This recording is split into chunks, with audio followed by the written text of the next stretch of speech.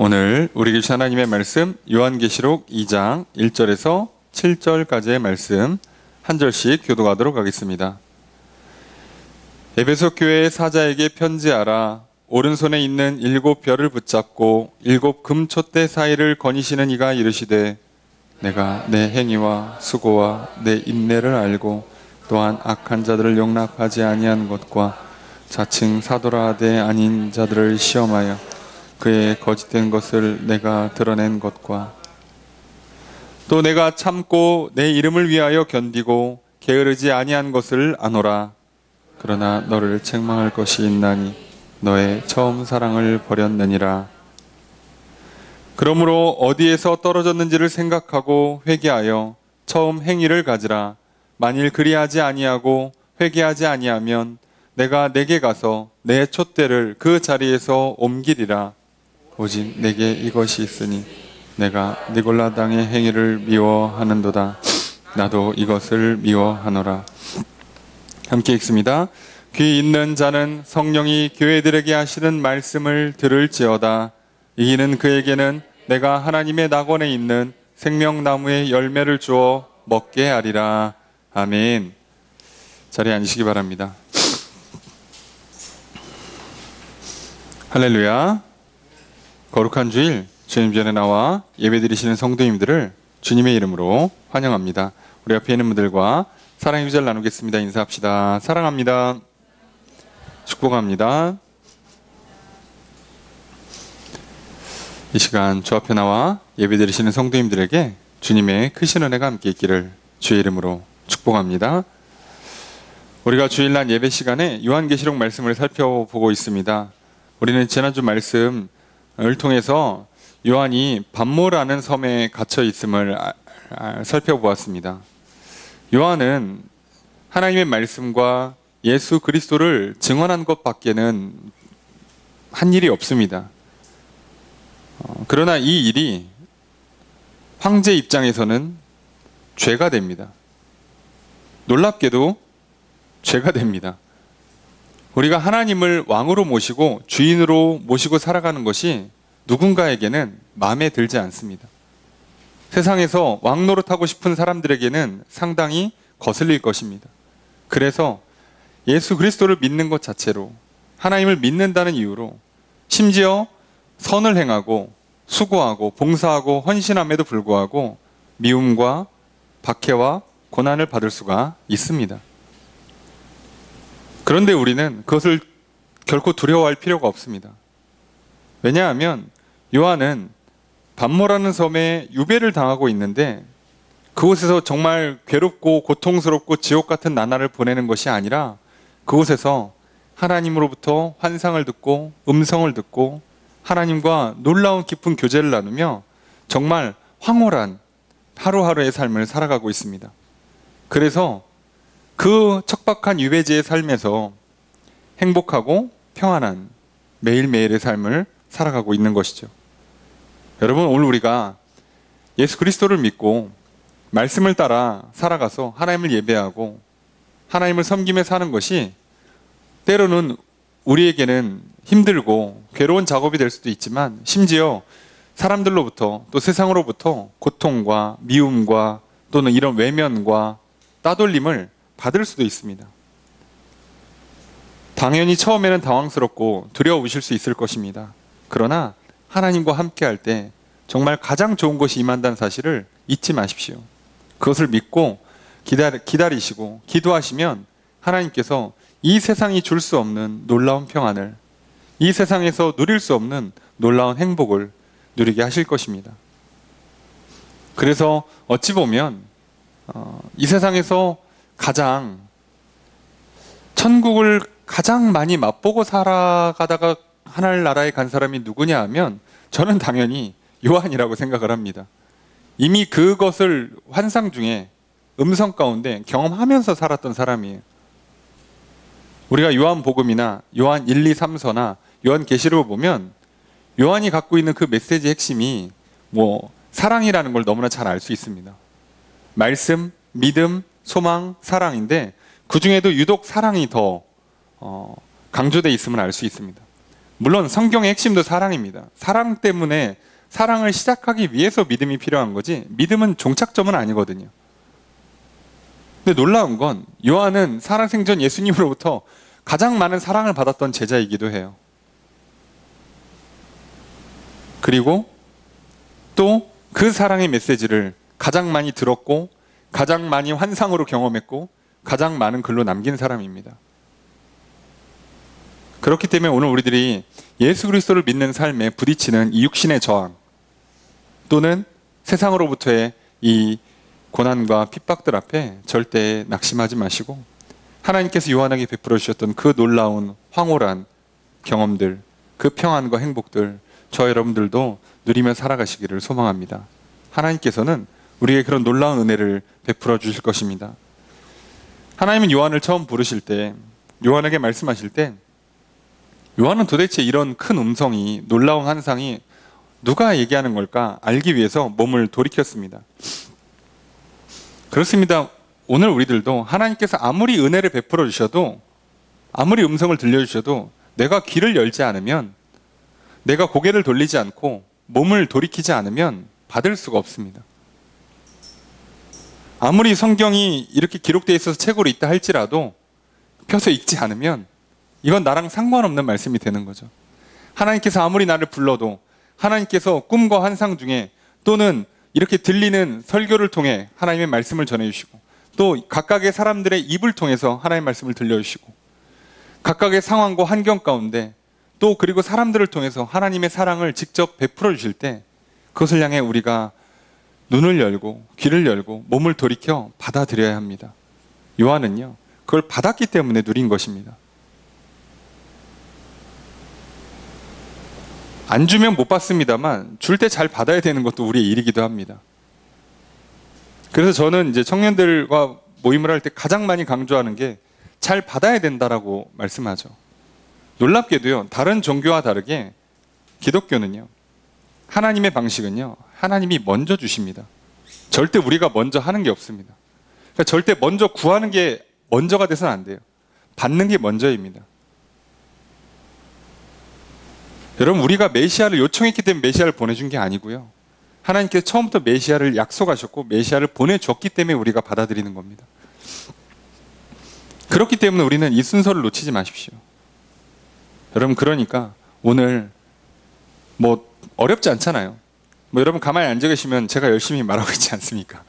여러분은 눈을 뜨시고 귀를 여시고 들으시면 됩니다. 놀라운 건요 사단은 이걸 못하게 방해해요. 어떻게든 우리의 눈을 감게 만들고요 귀를 닫게 만들어요. 계속 우리 생각에 야, 들으면 손해된다, 듣지 마라, 저거 듣고 나서 너 나중에 외면하기 힘들어진다, 처음부터 막아라, 이렇게 계속 우리를 유혹할 거예요. 아니면 다른 생각을 집어넣을 겁니다.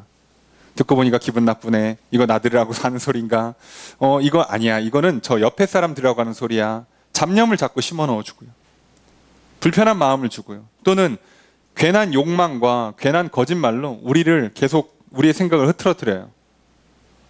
그래서 의외로 가만히 앉아서 하나님의 말씀을 듣는 게 의외로 치열한 영적 전쟁이 됩니다.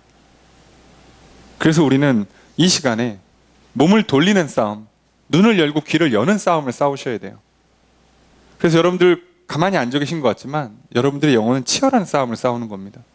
그 싸움을 위해서 하나님도 성령을 보내주셔서 처절하게 싸움을 이길 수 있도록 돕고 계십니다. 그러니 그 싸움에서부터 승리할 때 우리가 이 한 주의 삶을 그리고 주님 다시 오시는 그날까지 승리를 누릴 수 있게 되는 것입니다. 그러니 여러분 비록 우리 육신의 몸은 가만히 앉아 있는 것 같지만 우리의 눈을, 귀를, 우리의 실제 영을 돌이키십시오. 하나님 앞으로. 그리고 요한은 하나님을 보게 됩니다. 볼 때 자신의 죄악을 알죠. 연약함을 느낍니다. 그래서 나는 죽겠구나, 나는 혼나겠구나, 나는 상받기는 글렀다.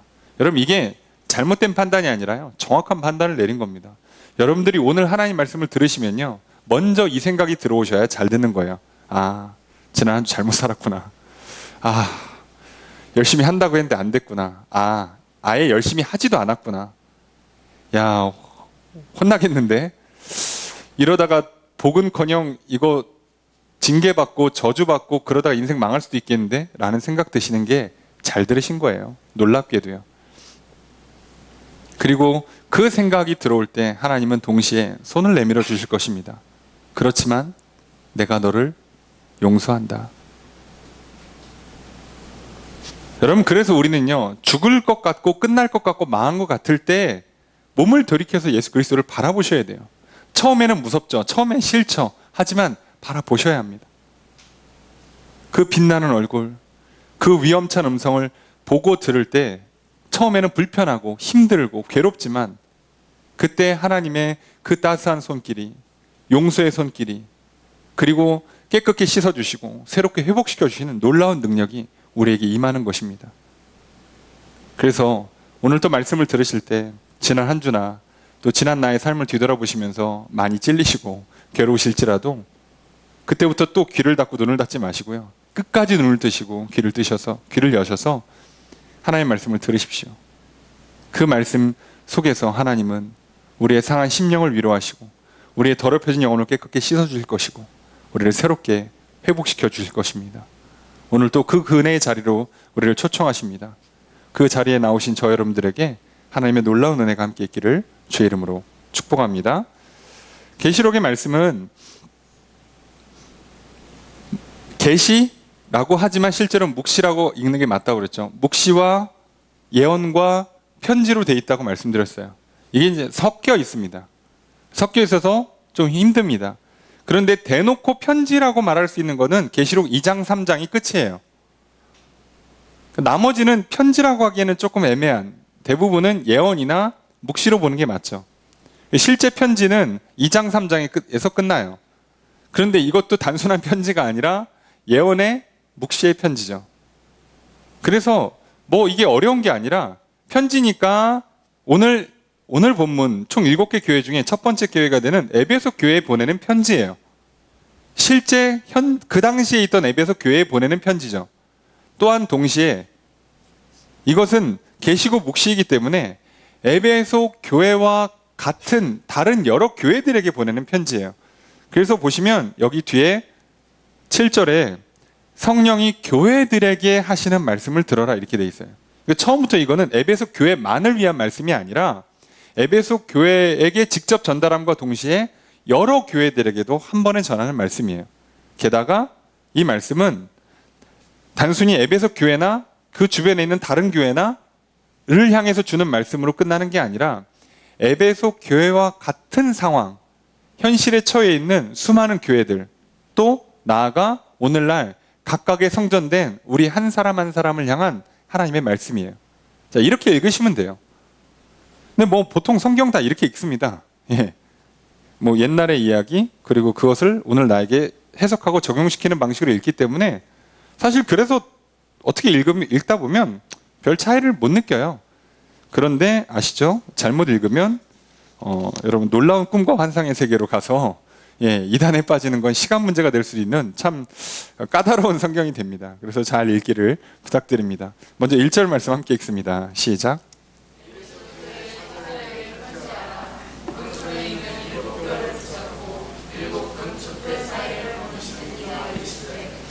자, 에베소 교회 사자에게 편지하라. 아까 이 편지는 에베소 교회와 옆에 있는 많은 교회들, 그리고 에베소 교회와 같은 상황이나 같은 문제에 처한 교회와 또 개개인의 성도들에게 주는 말씀이에요. 교회의 사자에게 편지하라고 돼 있어요. 자, 교회의 사자가 누구냐? 이 교회의 지도자를 말할 수도 있고요. 이 교회의 그 사자는 뭐 번역하면 대사, 오늘날로 표현하면 대사, 오늘날 가장 정확하게 쓰는 표현은 메신저죠, 메신저. 네. 전달하는 사람, 대신 전달하는 사람이에요. 그러니까 에베소 교회에다가 하나님 말씀을 대신 전달해 주는 사람. 그러니까 오늘날로 치면 목회자가 되고요. 뭐 조금 넓게 보면 뭐 천사나 뭐 성령 하나님을 말할 수도 있어요. 그런데 그냥 뭐 이렇게 쓰는 표현 자체가 일부러 넓은 의미로 해석하라고 주는 표현들이에요. 그냥 요한계시록은 그렇게 읽으시면 됩니다. 에베소의 사자가 누구냐 찾으시면 안 돼요. 자, 아시겠죠? 편지하라고 돼 있습니다. 자, 에베소 교회니까 그냥 에베소만 살짝 살펴보시면 좋아요. 에베소는 우리가 보통 소아시아라고 불리는, 지금으로 치면은 이탈리아에서부터 조금 더 동쪽으로 와서 오늘날의 터키, 그죠? 예, 터키를 중심으로 한 그 지역, 꺾이는 지역 있잖아요. 지중해 연안에서. 거기가 소아시아입니다. 이 당시에 지역명이에요. 예, 우리 오늘날 아시아 대륙을 말하는 게 아니고요. 그 당시 지역명이에요. 굉장히 큰 구입니다. 그러니까 로마가 대제국이다 보니까 예, 그렇게 지역을 나눌 때요. 이쪽 지역을 소아시아라고 불러요. 그래서 여러분들 혹시 성지순례를 가시거나 갔다 온 분들의 얘기를 들을 때 소아시아 지역, 이렇게 성지순례 할 때 소아시아 지역이라고 그러면요, 대부분 다 터키로 갑니다. 예. 그리고 바울이 전도했던 1차, 2차, 3차 전도 여행지를 돌아본다. 그러면 중심이 터키예요. 조금 더 가면 그리스고, 그러니까 터키를 중심으로 하게 돼 있어요. 오늘날에. 그쪽 지역인데요. 여기서 에베소는요, 그 소아시아 지역에서 행정 수도예요. 가장 큰 도시고 가장 번성한 도시입니다. 당연히 황제 숭배하고요, 우상 숭배가 만연한, 신전들이 즐비한 도시입니다. 이 도시에 바울이 3차 여행 때 들어가서 무려 3년이라는 시간 동안에 복음을 전하면서 교회를 세운 곳이 에베소 교회입니다. 그렇게 개척된 교회가 소아시아를 대표하는, 사실상 가장 큰 세계 교회라고 하면 안디옥 교회, 에베소 교회, 고린도 교회라고 할 정도로 굉장히 큰 교회로 성장을 하죠. 물론 도시에 있으니까 성장이 잘 될 수도 있었겠지만 그렇게 대표하는 교회로 잘 성장했습니다. 자, 그러니 이 교회의 상황이 녹록지 않았겠죠. 대도시에 황제 숭배, 우상 숭배가 만연하고 사람들은 그 번성한 도시에서 다들 부와 명예를 누리며 살아가는 사람들에게 복음을 전한다는 건, 그래서 하나님을 섬기고 예수 그리스도를 받아들이라는 건 생각보다 쉬운 작업이 아닙니다. 자, 그 교회에다 도대체 하나님은 무엇을 말하라고 편지를 쓰라 하실까요? 먼저 편지의 말을 쓰는 대상을 이렇게 설명합니다. 오른손에 있는 7벼를 붙잡고, 그러니까 쉽게 얘기하면 오른손에 7벼를 그냥 잡고 계신다는 뜻이에요. 7 금촛대 사이를 지나다니시는 분, 누구겠습니까? 예수님이시죠. 우리가 지지난주에 설명드렸잖아요. 7별도 교회를 상징하고요, 7 금촛대도 교회를 상징해요. 그래서 7별과 7 금촛대가 직접적으로는 성령을 상징하고, 그리고 성령으로 인해서 세워지는 교회를 상징한다 말씀드렸어요. 그리고 예수님은 하나님 아버지로부터 성령을 받아서 전달해주는 입장이기 때문에 그것을 손에 쥐고 있다는 표현을 써요. 그래서 예수님은 이 7별을 손에 쥐고 있는, 성령을 손에 쥐고서 전달해 주시는 분이고, 교회 사이를 거닐면서 교회를 다스리시는 분, 교회의 머리가 되시는 분이세요.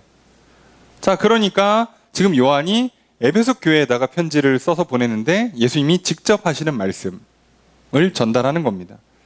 그 내용이 뭐냐? 이 내용이 중요하겠죠. 2절 말씀 함께 읽겠습니다. 시작.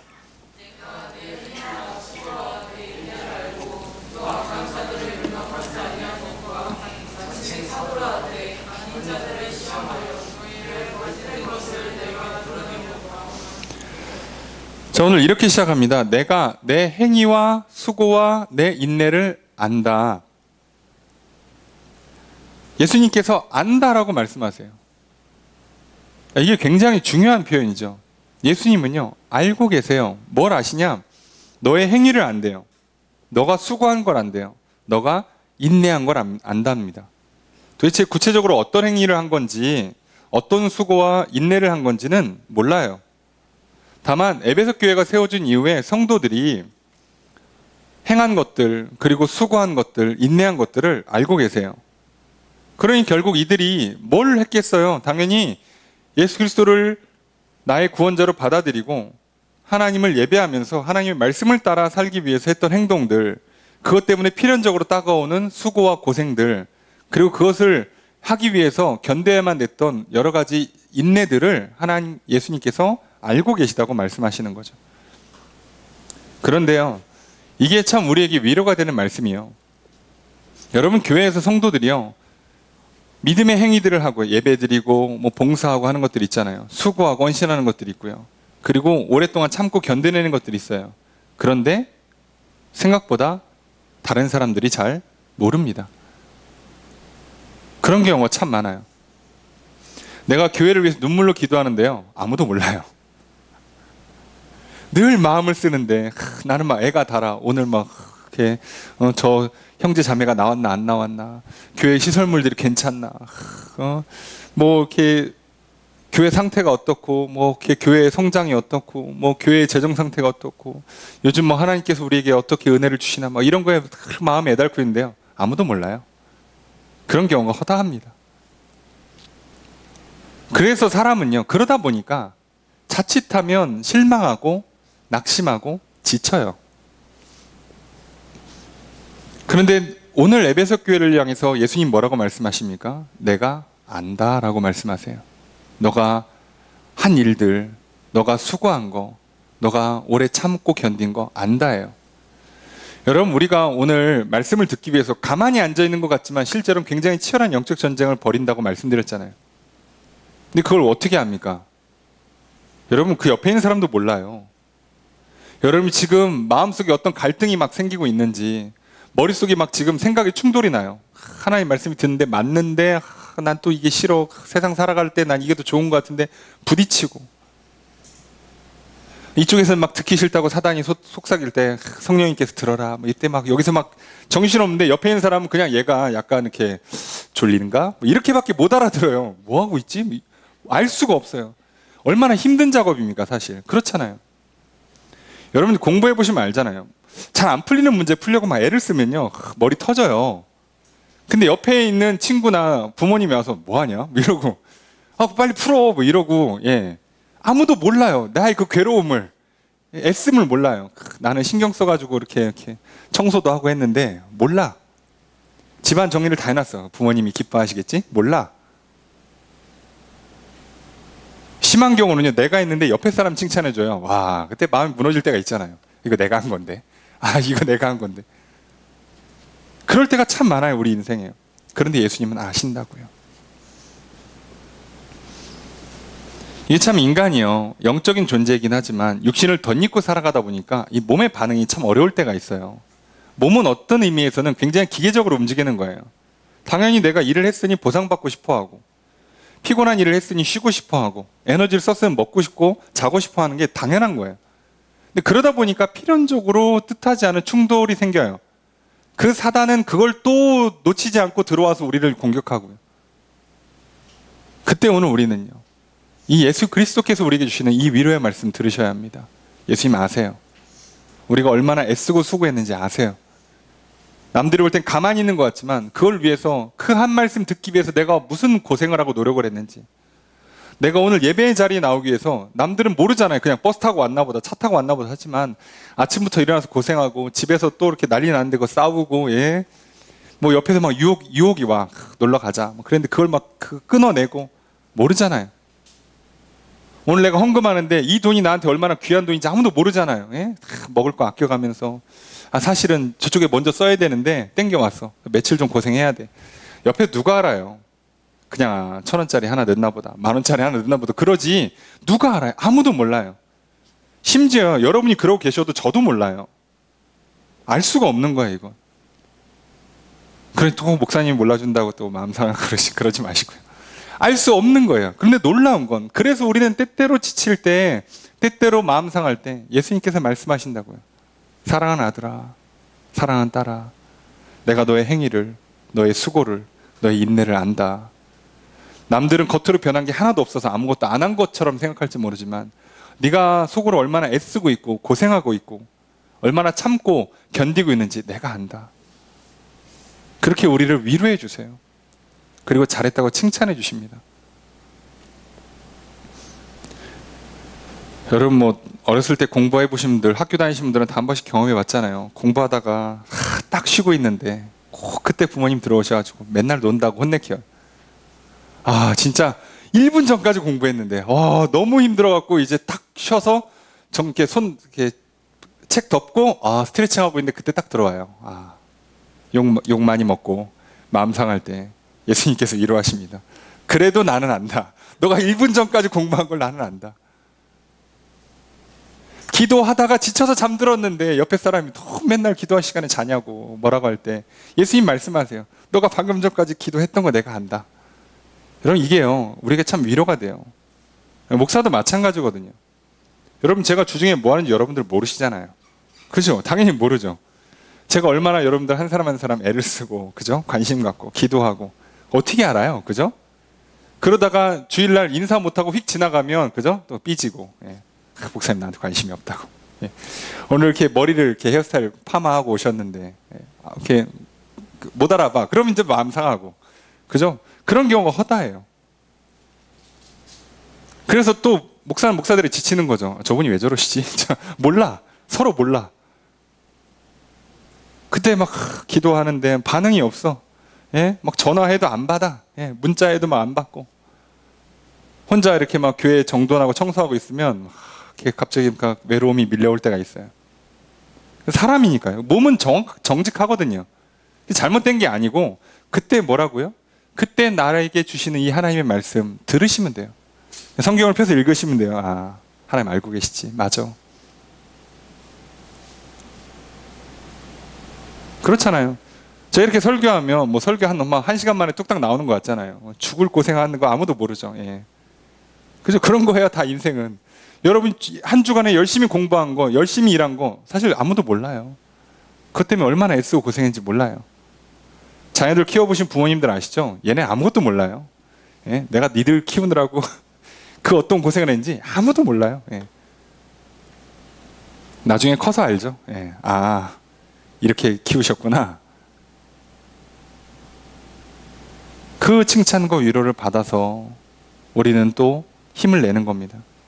그러니요, 여러분 사람의 위로를 너무 구하지 마세요. 위로를 제대로 해줄 수가 없어요. 모르기 때문에요. 하지만요, 예수님은 우리의 생각과 마음을 다 아십니다. 그러니 참된 위로를 해주실 수 있어요. 오늘 이 위로 말씀을 들으시고 이 위로를 받아들이십시오. 그래서 또 계속해서 이 믿음의 선한 행위들을, 수고와 인내를 해 나가십시오. 게다가 또 계속 칭찬을 해주세요. 격려해 주십니다. 악한 자들을 용납하지 않았다. 참 이거 훌륭한 거죠. 도대체 이 악한 자들이 누군지 알 수 없어요. 그런데요, 성경에서 악이라고 말하면 그냥 1번은 우상숭배고요, 2번은 십계명을 비롯한 뭐 살인, 그죠? 도둑질, 간음, 뭐 남의 물건을 탐내는 거, 그죠? 등등의 이런 유의 죄악들을 대표적으로 꼽아요. 아니 무슨 교회에서 이런 걸 용납하냐고. 네, 용납해요. 용납해서 문제가 된 대표적인 교회가 고린도 교회죠. 고린도 교회가 여러 가지로 분열이 나고 부패했던 여러 이유 중에 하나가 다른 게 아니라요, 사회적으로 지위가 있고 돈이 많은 사람을 그냥 용납해줬어요. 왜냐하면 교회에 도움이 되니까. 그래서 이 사람이 고린도 전서 후서에 보면 뭐라고 나와요? 이 사람이 자기의 아버지의 첩과 음행을 해요. 뭐 그 당시에는 뭐 그런 일이 가능은 했다고 하지만, 아무리 가능했다고 하지만 뭐 그래서 대부분의 학자들은 아버지가 돌아가셨을 걸로는 봐요. 살아있을 때는 보통 안 하니까. 그래도 돌아가셨는데, 그래도 아무리 그래도 그렇지, 실제 자기의 직접 친모가 아니라도 그렇지, 이런 건 세상에서도 자주 일어나는 일은 아닌데 어떻게 그런 일을 한 사람을 교회에서 받아주냐 이거죠. 징계하고 안 받아들이면, 그걸 안 끊으면 이 사람을 내쫓아야 되는 거예요. 근데 안 했어요. 왜요?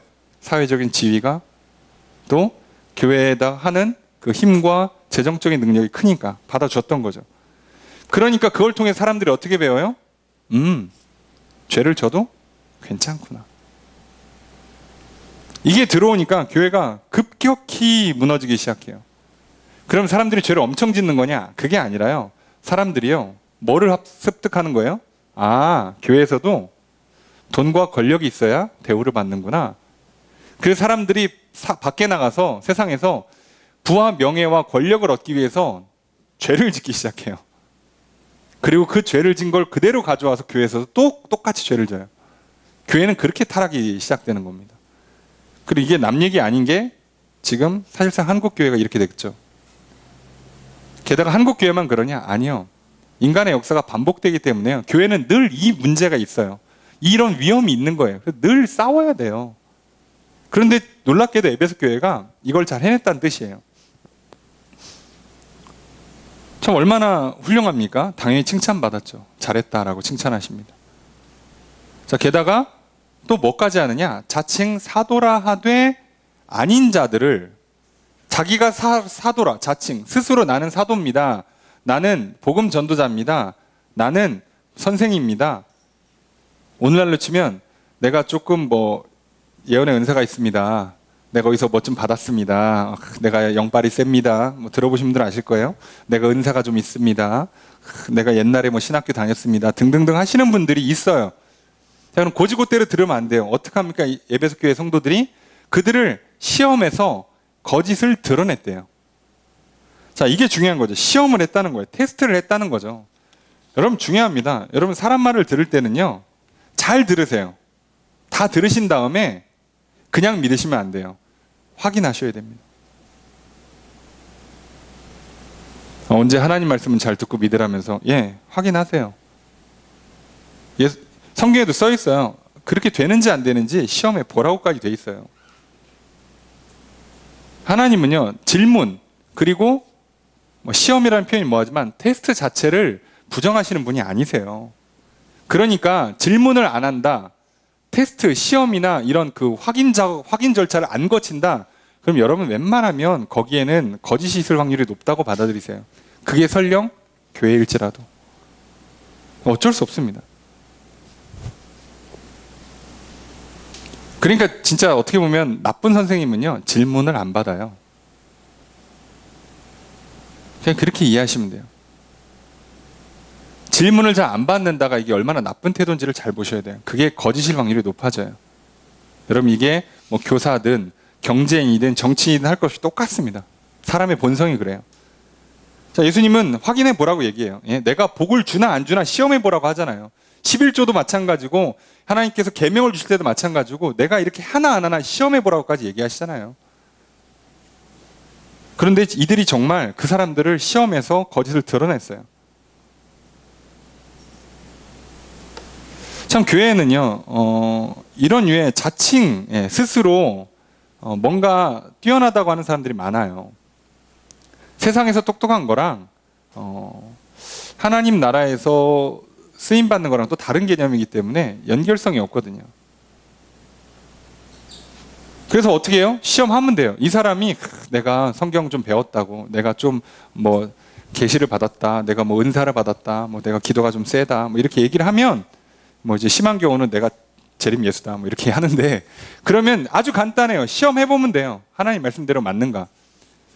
그러니까 뭐 이 땅에 살아있는 인간 중에 재림 예수는 아무도 없는 거예요. 왜요? 구름 타고 오셔야 되거든. 아무도 없어요. 그러니까 그런 줄 아시면 돼요. 직접 내려오시지 엄마 배에서 나오지 않아요. 이해되시죠? 그러니까 그런 인간은 메시아일 수가 없어요. 그렇잖아요. 그러니까 이게 간단한 거예요. 어려울 게 없어요. 뭐 저 사람이 자칭 예수라는데 말 들어보니까 훌륭해, 대단해. 야 너도 같이 가서 듣자. 그럼 이미 여러분 거기서 정신을 차리셔야 돼요. 아니 구름 타고 오신다고 그랬는데 저 사람은 엄마 배에서 왔잖아. 그럼 아니죠. 마찬가지예요. 저 사람이 정말 하는 게 하나님의 진리의 말씀이다. 저 사람이 예언의 말이 맞다. 내가 어제 기도했는데 하나님께서 당신에게 이런 말씀을 전하시래. 들었어요. 잘 들으시고 맞는지 확인하세요. 간단해요. 하나님 말씀이 맞다면요, 그 말씀을 들을 때 우선 세상이 줄 수 없는 평안이 와요. 우선 여기부터 시작되고요. 그 다음에 그 말씀을 해봤을 때 성령의 열매가 맺히게 돼 있어요. 사랑과 희락과 화평 같은 성령의 열매가 무조건 맺히게 돼 있어요. 그래서 금방 합니다. 오래 걸리지 않아요. 이거 확인하는 거 오래 걸리지 않아요. 여러분 그 사람 말을 듣고 그걸 따랐더니 막 사랑이 더 커지고 기쁨이 샘솟고, 여러분 이거는요 확인하는데 뭐 며칠 걸리지도 않아요. 이걸 분별을 못한다는 것 자체가 이미 속았다는 뜻이죠. 근데 에베소 교회가 그걸 잘했어요. 훌륭한 거죠. 칭찬받을 만한 겁니다. 그러니 여러분 오늘 우리도 똑같아요. 하나님께서 아시니까 여러분 사람의 위로 앞에 위로가 없다고 낙심하지 마시고 하나님 위로를 받으시고요. 거짓을 용납하지 마시고요. 또 자칭 사도라고 뭔가 이렇게 그럴듯하게 얘기하는 사람들의 말이 있다면 꼭 들으시고 그 다음에 시험에서 분별하십시오. 하나님 이걸 잘했다 칭찬하십니다. 게다가 계속 칭찬이 이어져요. 3절 읽겠습니다. 시작.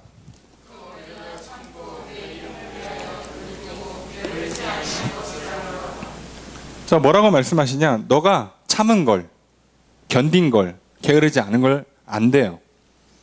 예수 그리스도의 이름을 위해서, 예수 그리스도 이름 때문에, 다시 말하면 예수 그리스도를 믿었기 때문에 필연적으로 발생하는 일들 앞에서 참았고 견뎌냈고 그리고 게을르지 않았다, 부지런히 일했다는 뜻이에요. 그래서 예수님은 지금 칭찬하고 계세요.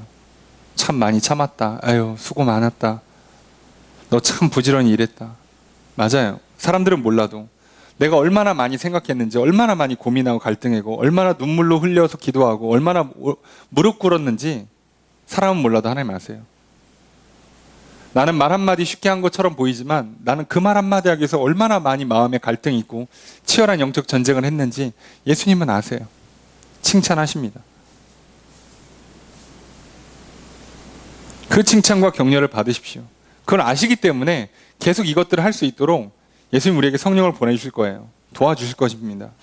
뿐만 아니라 또 돕는 손길을 직접 보내서 또 우리에게 육신을 띠고 있기 때문에 필연적으로 사람을 통해서만 도와올 수 있는 부분 또는 물질을 통해서만 도울 수 있는 부분들이 있기 때문에 그 돕는 손길을 또한 허락해 주실 거예요. 그래서 우리 이 비록 힘들고 어려울 수 있지만 이 싸움을 멈추지 마십시오. 계속 수고하고 인내하고 악을 물리치시고 거짓을 시험에서 분별하시고 그리고 게으르지 마십시오. 하나님께서 이걸 하는 자들에게 칭찬을 해주실 것입니다.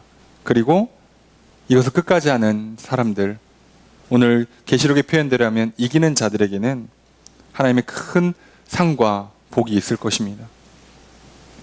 자, 여기까지만 들으면 참 좋은데 문제가 하나 생기죠. 4절 말씀 읽겠습니다. 시작.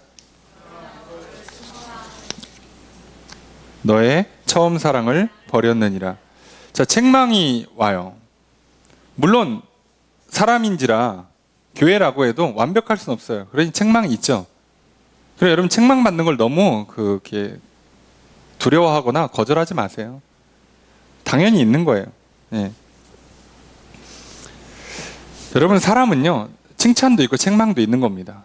그런데 예수님은 칭찬을 먼저 해주셨다는 걸 늘 기억하시고 여러분도 스스로에게 칭찬과 책망을 다 하셔야 돼요.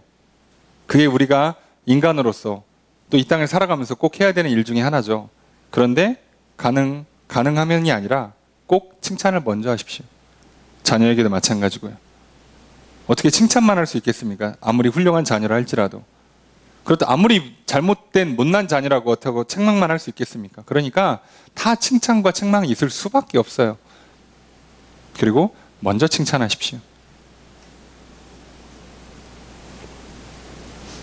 자, 그런데 게다가 놀라운 건요, 이 책망은요 우리를 향한 미움이 아니에요. 책망은 사랑입니다.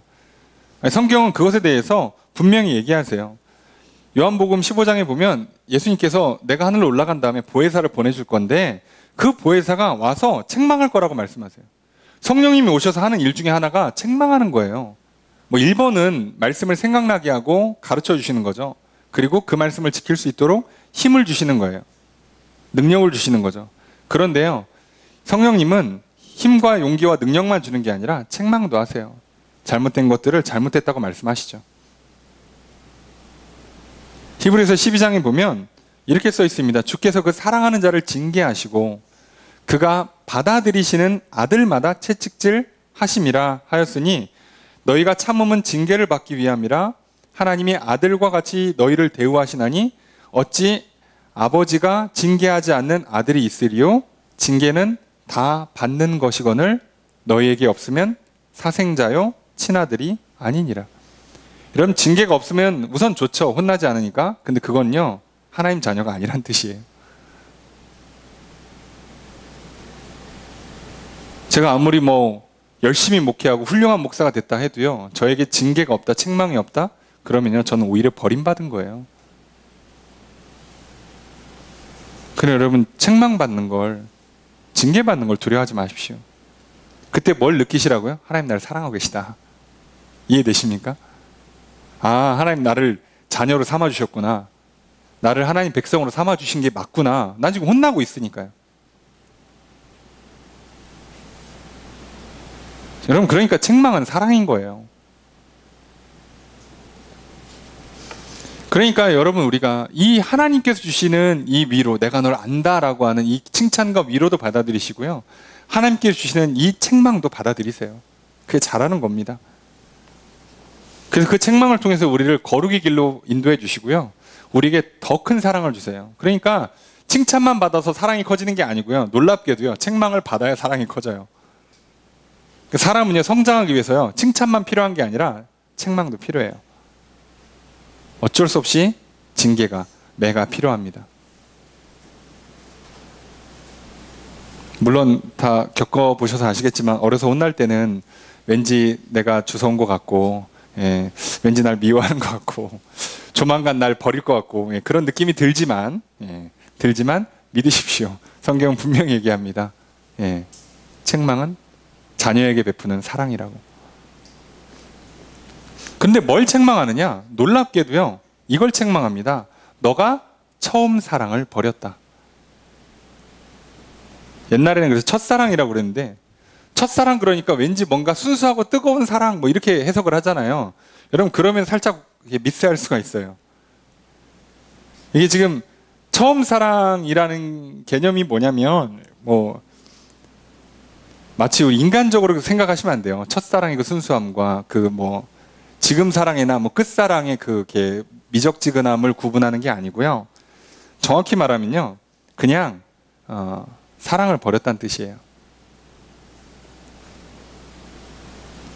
처음에 사랑에 빠졌을 때 그 참 사랑의 기쁨, 그 사랑에 막 헤어나오지 못하는 그 사랑을, 그걸 버렸다는 얘기예요.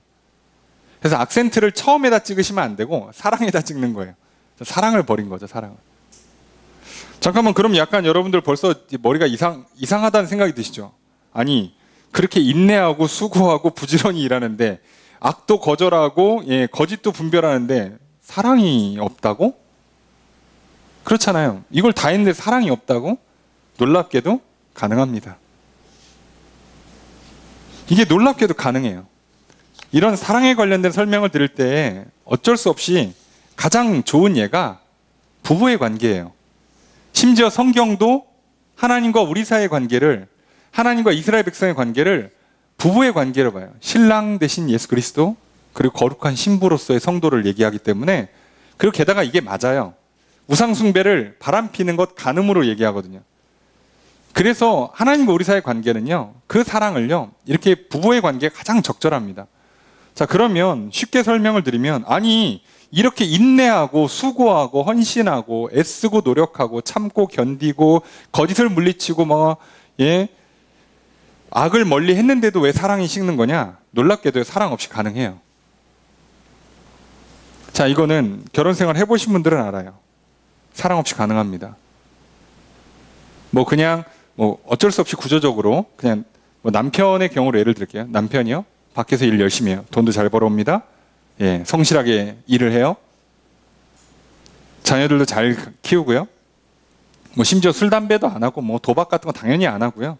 바람 절대 안 펴요. 근데 부인은 사랑하지 않을 수 있어요. 사랑이, 정확히는 미워한다는 게 아니라 사랑이 식을 수가 있다고요. 그래서 이렇게 옆에 사람들이 참 이렇게 훌륭하시다고, 이렇게 훌륭한 남편이 어디 있냐고, 부인을 참 사랑하시나 봐요. 그러면 뭐라고 대답해요? 사랑은 정으로 사는 거지. 자, 이게 딱 그 개념으로 이해하시면 돼요. 아, 사랑이 식었구나. 이게 사랑이 없어서 미워하는 게 아니라 사랑이 식었다는 뜻이 이거예요. 처음 사랑을 버렸다는 얘기가 이 얘기예요, 딱. 그래서요, 이렇게 충실한 가정생활하고 참 훌륭한 남편처럼 사는데, 이렇게 출근할 때 부인이 이렇게 손잡아주고 이렇게 잘 가라고 이렇게 안아주려고 그러면, 부부끼리 그러는 거 아니라고 이렇게 거절하고 그러잖아요. 자, 이게 딱 정으로 사는 거죠. 우정. 친구끼리 그러지 말자 이러고. 이게 지금 사랑이 식었을 때 일어나는 현상이에요. 그런데 행동은 정말 바르게 해요. 가능합니다. 에베소 교회가요, 정말 어쨌든 행동 자체는요, 거의 흠잡을 데 없이 잘했어요. 그런데 문제가 있다고요. 사랑이 식었어요. 사랑이 식었는데 이렇게 가능하냐? 가능해요. 근데 왜 그러면 사랑이 식어도 잘했으니까 그냥 봐주면 되는 거 아니냐? 안 돼요. 왜요? 사랑이 식으면요, 시간이 지나면 결국 문제가 생겨요. 그래서 이걸 계속 놔두면 안 돼요. 여러분, 사랑이 없이 이게 겉으로 행동만 잘하는 걸 이렇게 해도 하나님 잘 믿는 거 아니냐라고 하시면요, 큰 착각이세요. 자, 이렇게 하는 종교들이 있어요.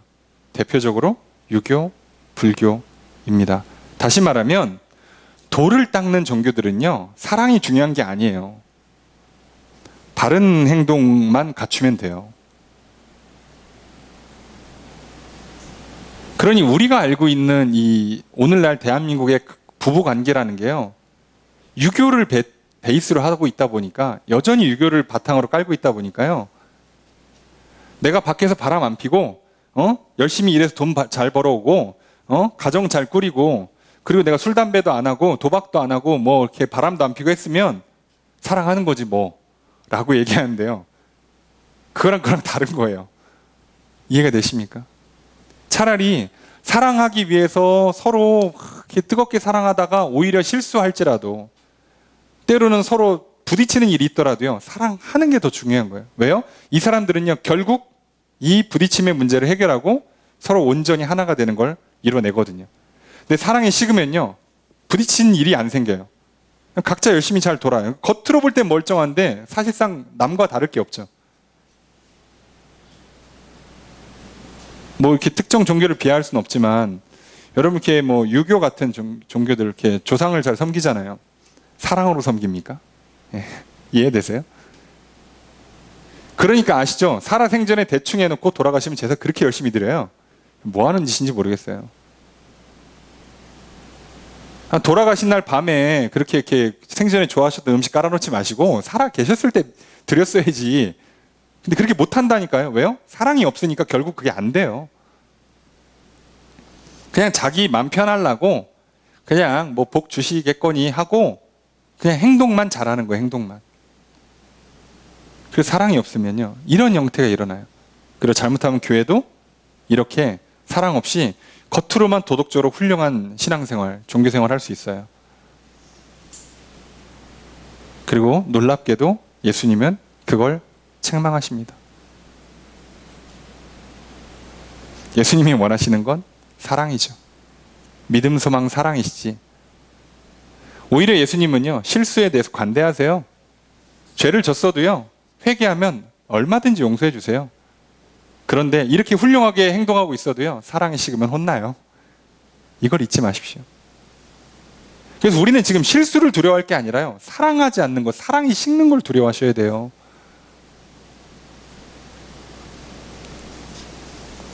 고린도전서 13장에도 써 있잖아요. 사랑이 없으면 아무것도 아니라고. 심지어 몸을 불사르게 내어줘도 소용이 없다고. 그냥 훌륭한 사람일 뿐이야.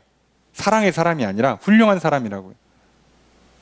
하나님 인정하지 않습니다. 그 행위를. 그래서 이 문제를 어떻게 풀어야 되는가? 그게 5절에 나오죠. 함께 읽습니다. 시작.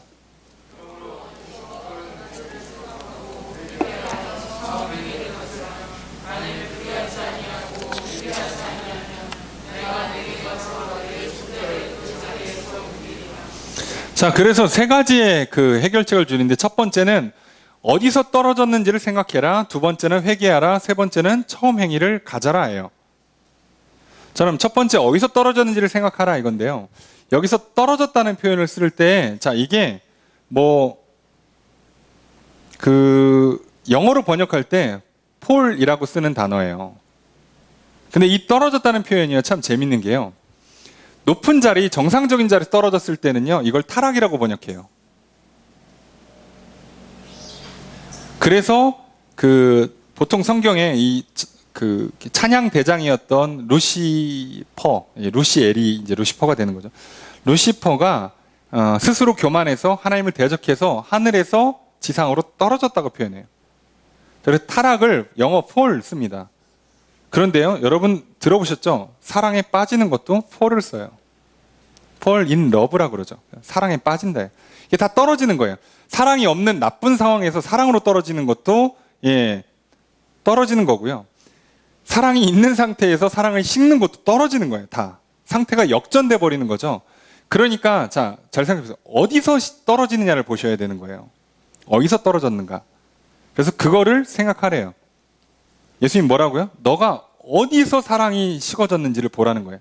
그러니까 사람은요, 내 믿음이 떨어지는 지점이 있어요. 그 어떤 상황, 어떤 말, 어떤 특정 사람이라든가 특정 사건이라든가가 있어요. 자, 그걸 생각하라는 거예요. 자, 그게 문제니까. 자, 도대체 내가 무엇이 나의 사랑을 쉽게 만들었는가?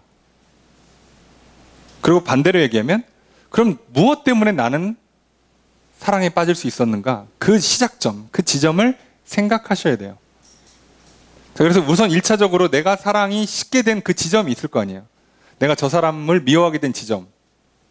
아, 저 물건 때문에, 저 사건 때문에, 아니면 또 특정 다른 사람 때문에, 어떤 일 때문에. 자, 그걸 생각했으면 이제 어떻게 하라고요? 회개하라고요. 거기서 돌이키시면 돼요. 그러니까 거기서 이제 다시 어떻게 하면 돼요? 다시 사랑으로 빠지시면 돼요. 그러니까 어딘지를 아셔야 돼요. 1차적으로. 여러분, 회개케 하는 하나님의 은혜의 시작점이 뭔지 아십니까? 죄를 알게 하는 거예요. 그래서 회개의 은혜를 겪어보신 분들 알아요. 갑자기 옛날 일들이 다 떠올라요. 잊고 살았거든, 묻어놨거든요. 기억도 못하고 평생 편안히 잘 살고 있다가 어느 날 기도하는데 그냥 떠올라요. 근데 하나님의 은혜 때문에 그냥 알아요. 직관적으로. 아, 이건 죄구나.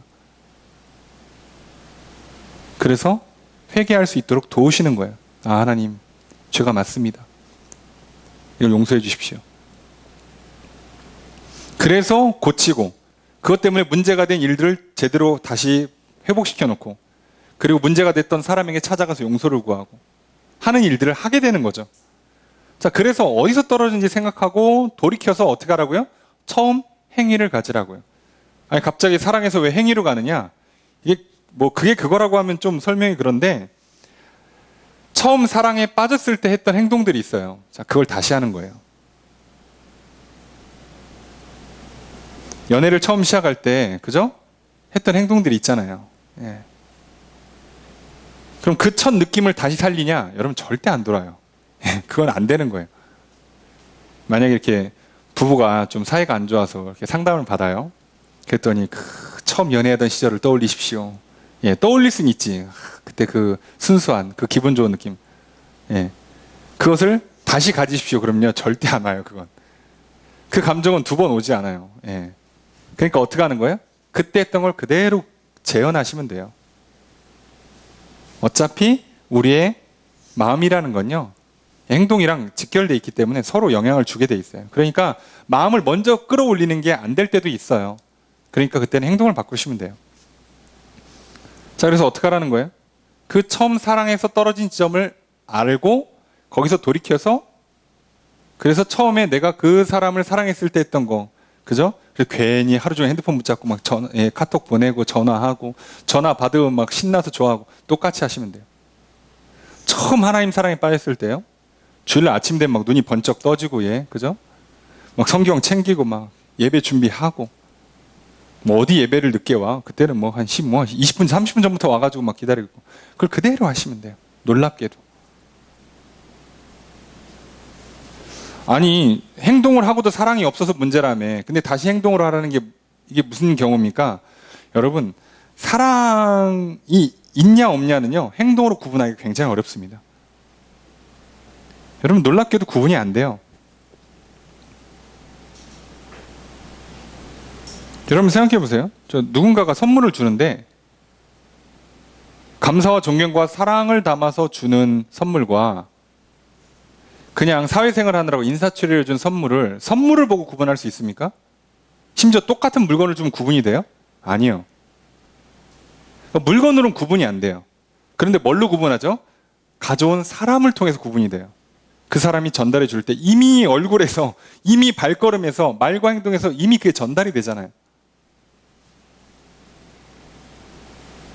그래서 하나님은 지금 물건을 받고 싶은 게 아닌 거예요. 그죠? 그 감사의 마음, 사랑의 마음을 받고 싶은 거죠. 이거 선물 세트는 그냥 뭐 한 2만 원, 3만 원짜리면 돼. 이게 중요한 게 아니야. 이걸 받고 싶은 거잖아요. 그걸 이 물건에 담아야 되는데 사실상 물건에 안 담기잖아요. 그럼 이걸 10만 원짜리라면 물건에 담기냐? 안 담겨요, 여러분. 그래서 하나님은요, 이 행동이라는 것에 대해서 생각보다 비중을 낮추시는 거예요.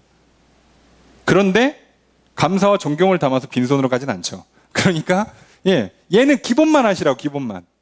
그래서 여기도 말하는 그 처음 행동은요, 과장된 걸 뭘 하라는 게 아니라 그 처음에 했던 가장 기본적인 것들, 그걸 다시 하라는 거예요. 다시 기도하기를, 다시 말씀 읽기를. 얼마나 그때 즐겁게 말씀을 읽었나, 오늘 또 즐겁게 말씀 읽는 거예요. 다시 그 기본으로 돌아가라는 얘기죠. 여러분, 사랑 없이요, 애쓰고 수고하면 살잖아요. 힘듭니다. 피곤해요. 지쳐요. 할 수만 있으면 안 하고 싶어요. 그래서 이렇게 명절 같은 거 와서 이렇게 새벽기도 쉰다 그러면 그렇게 기분이 좋고, 이번 주 주일에는 저녁 기도회가 없습니다. 그렇게 이상하게 기분이 좋고, 그러면 사랑이 식은 거예요. 담임 목사님 휴가 간다 그러면 아싸 나도 휴가 간다 이러면 사랑이 식은 거예요. 이게 여러분, 사랑이 식었을 때 일어나는 현상이 이거잖아요. 사랑이 있으면요, 그냥 기도하는 게 즐겁고 예배 드리는 게 기쁘고,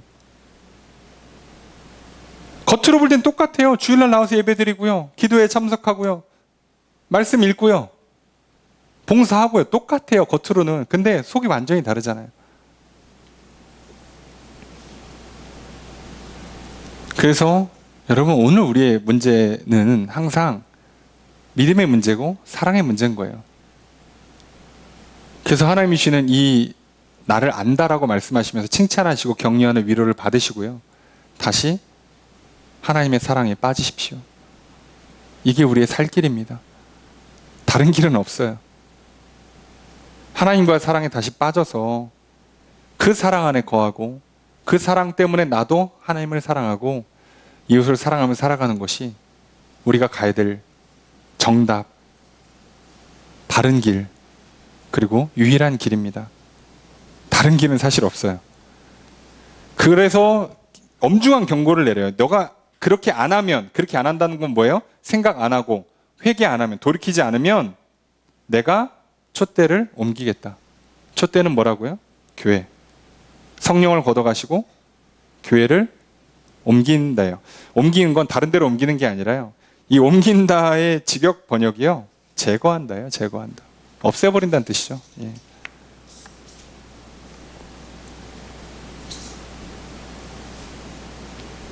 그래서 우리는요, 늘 지난 한 주의 삶을 돌아오면서 내 안에 사랑이 있었나 없었나, 내가 하나님을 믿었나 안 믿었나, 이것만 살피시는 거예요. 믿음과 소망과 사랑을 살피고, 이게 없었을 때에는 도대체 어디서 떨어졌는가를 생각하고, 그때 그것 때문에 내가 시험 들었구나, 그것 때 그 유혹에 넘어갔구나를 파악하신 뒤에 회개하시고 다시 하나님 말씀을 듣고, 또 나를 사랑한다 하시는 하나님 말씀, 내가 널 안다라고 위로하시는 말씀, 내가 너의 그 실수와 죄악을 용서하겠노라고 십자가 예수 그리스도를 보시면서 다시 사랑에 빠지시면 됩니다. 그러면 다시 일어나 승리합니다.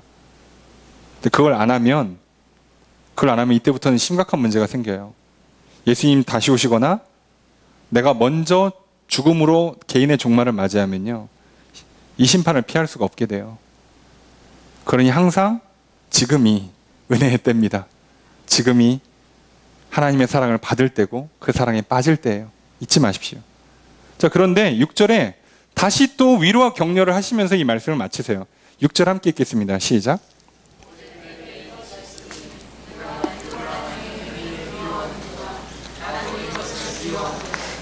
자, 여기서 끝나고 그냥 편지가 마무리돼야 자연스러운 흐름 같은데, 갑자기 너가 이게 있다 그러면서 한 말씀을 더 붙이세요. 내가 니골라 당의 행위를 미워한다. 나도 이걸 미워한다. 그게 무슨 얘기예요? 잘하고 있다는 얘기예요. 이거 하는 거 보니까 너는 충분히 가능성이 있다. 그래, 너는 뭐 이렇게 지금 심각한 문제가 아니야. 금방 회복할 수 있어라고 칭찬과 격려를 해주고 계시는데, 그럼 도대체 니골라 당의 행위가 뭐냐 이거죠. 성경을 쪽 교회를 좀 다니신 분들, 그래서 성경 공부를 좀 하신 분들은 니골라당에 대한 이야기를 좀 들어봤을 겁니다. 그래서 이 얘기를 들어보셨을 거예요. 영지주의. 자, 뭐 시간상 이거 다 설명드리면 뭐 예배가 너무 길어지기 때문에, 예. 그래서 아주 간단하게 설명드리면요. 항상 기독교 초기부터, 아니 인간의 삶에 있었던 종교의 두 가지 형태는요. 하나는 어떤 의미에서는 율법주의고요. 하나는 영지주의라고 보시면 돼요. 율법주의는 아까 설명드렸죠. 사랑이고 뭐 필요 없어. 그냥 열심히 하면 돼요. 자, 요게 율법주의 스타일이라고 보면 바리새인들이 그래서 혼난 거잖아요. 회칠한 무덤이라고, 가식이라고, 위선이라고. 그죠? 겉만 번지르하고 속에는 믿음도 없고 사랑도 없어요. 자, 이게 율법주의의 잘못된 거라면 영지주의는요, 반대예요. 영적인 지식이 가장 중요하다고 보는 거예요. 그래서 영은 살았어요. 영만 살면 돼. 예수 믿고 영만 살면 돼. 그럼 이제 몸은? 얘는 나쁜 거야. 관심 없어. 필요 없어. 관리를 안 해. 그럼 필연적으로 몸이 병들거나 죄를 짓겠죠? 괜찮아. 왜요? 영만 살았으니까. 이거 무슨 경우죠? 자, 그래서 이 사람들은요, 놀랍게도 죄를 져요. 쉽게 죄를 집니다. 에이, 이런 종교가 어딨어요? 라고 하시겠지만, 있어요, 옆에. 저희 옆에 있죠? 예. 대표적으로 구원파가 영지주의입니다. 그래서 구원받은, 그죠? 제 유튜브에 인기가 없으니까. 구원받은 날짜가 중요하고요. 영은 살았으니까 이제 됐대요. 예. 다시는 회개할 필요도 없대요. 놀랍죠? 회개할 필요가 없다는 얘기는 뭐냐면, 이제부터 내가 예수 믿고 구원받은 그날 이후로 내 몸이 짓는 죄는 죄가 아니란 뜻이에요. 그래서 십계명에 있는 살인, 간음, 강도, 도둑질 해도 천국 간대요. 아니, 그렇게 말씀하시는 개신교 목회자조차도 있어요. 아니, 이단은 그렇다 쳐도요, 개신교 목회자도 있어요. 이게 약간 장로교파에서 극단적인 그 예정서를 주장하시는 분들도 이쪽으로 가요. 이게 늘 한쪽으로 치우치면 항상 문제가 있죠. 그래서 간단하게 그냥 이것만 기억하세요. 자, 영지주의, 구원파, 오늘날 구원파의 그 신학의 근거가 되는 워치만 리, 그리고 극단적 예정설. 요렇게 들리시면 그냥 이단이구나. 자, 이렇게 이해하시면 돼요. 이쪽 가면 가는구나. 율법주의, 약간 유교 스타일, 군대 스타일. 자, 여기도 문제고요. 여기도 문제예요. 그런데 지금 에베소 교회는 약간 이쪽으로 치우쳐서 하나님께서, 예수님께서 문제가 있다고 지적하시면서 다시 사랑으로 돌아와라 라고 말씀하셨는데, 그래도 이들이 잘하는 거 보니까 이쪽으로 빠지지 않았어요. 그래서 니들은 그래도 가능성이 높다. 잘할 거라고 기대한다. 예, 맞아요. 하나님께서 오늘 우리에게 왜 책망하실까요? 우리를 향한 기대가 있기 때문이에요. 우리를 왜 포기하지 않으실까요? 예수님은 우리를 믿어주세요. 내가 예수님 믿기 이전에 예수님 먼저 날 믿어주세요. 나의 그 십자가의 그 사랑을 너희들이 받아들일 거라고 믿고 십자가에 달리시는 거예요. 내가 이 책망이 아프겠지만, 괴롭겠지만 받아들일 거라고. 이 과정이 괴롭겠지만 견뎌내고 성장할 거라고 믿고 주시는 거예요. 여기서 그래서 그 믿음의 격려와 칭찬을 해주시는 겁니다. 그래, 이거 보니까 니네 잘할 거라고 내가 믿어. 잘하자 라고 말씀하세요. 그래서 이렇게 말씀하시면서 끝냅니다. 7절 함께 읽습니다. 시작.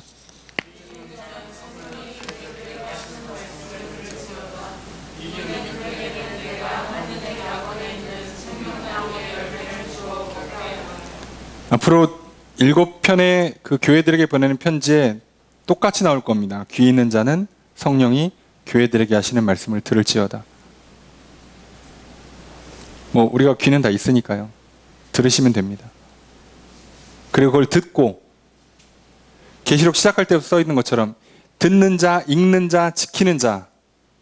그래서 결국은 이 믿음을 끝까지 붙잡고 사는 사람, 그래서 이기는 자는요, 하나님 낙원에 생명나무 열매를 주신대요. 천국에서 영생을 누린다는 뜻입니다. 여러분, 그러니 오늘 또 수고와 헌신 앞에 하나님 주시는 칭찬과 위로를 받으시고요. 여러분, 또 사랑에 식어서 그냥 억지로 막 하고 하지 마시고 다시 믿음과 사랑으로 빠져서 그 사랑을 받아서 살아가시면 여러분 결국 승리하실 것이요, 이기는 자가 되실 것이요, 그래서 가장 중요한 상과 복인 하나님 나라에서 영생을 누리게 될 것입니다. 뿐만 아니라 이 땅에서도 천국을 맛보게 하실 것이고요. 이 땅에 살아갈 수 있도록 부족함이 없도록 하나님께서는 평안을, 행복을, 건강을, 장수의 복을, 물질의 복을 주실 것입니다. 그 놀라운 은혜를 받아 살아가시는 저 여러분들 되시기를 주의 이름으로 축복합니다. 그러니 이 하나님의 사랑의 메시지를 들으시고 그 사랑에 빠져 이 한 주를 살아가십시오.